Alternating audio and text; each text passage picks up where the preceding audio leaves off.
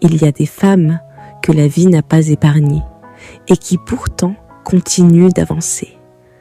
Pas parce qu'elles ne ressentent rien, mais parce qu'au fond d'elles, quelque chose refuse de mourir. Tu es de celle-là. Ton histoire n'est pas celle d'une faiblesse, c'est l'histoire d'une résilience silencieuse, d'un courage que personne n'a applaudi, d'une force qui s'est construite loin des regards bienveillants. Tu as traversé des environnements où l'on ne soigne pas les âmes, où l'on écrase au lieu d'accompagner, où la compétence dérange plus qu'elle ne rassure, où ta différence, ta couleur, ton parcours, donc ton intelligence ont été perçus comme une menace plutôt que comme une richesse. À force d'être rabaissé, tu as commencé à douter. À force de te battre seul, tu t'es épuisé. À force d'être maltraité professionnellement, tu as fini par confondre fatigue et incompétence. Mais laisse-moi te dire une vérité essentielle, une vérité que les lieux toxiques te cherchent toujours à faire oublier.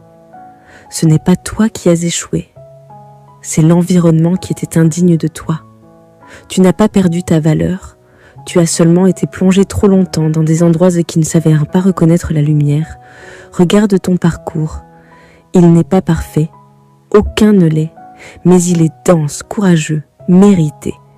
Tu as appris à exercer dans l'adversité, tu as tenu malgré le stress, l'injustice, le mépris parfois. Tu as continué à te lever, à travailler, à apprendre, alors même que ton cœur était lourd. Cela, ce n'est pas de la faiblesse. C'est la marque d'une professionnelle solide, d'une femme qui a tenu debout quand d'autres auraient abandonné. Aujourd'hui, si tu doutes, ce n'est pas parce que tu es incapable, c'est parce que tu es blessé. Et une blessure n'est pas une identité.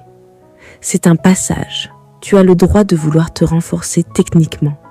Non pas pour prouver ta valeur à ceux qui t'ont rabaissé, ils ne la méritent pas, mais pour te sentir alignée, confiante, ancrée.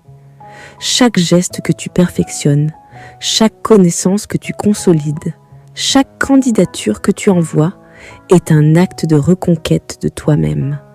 Chercher un nouveau travail, ce n'est pas fuir.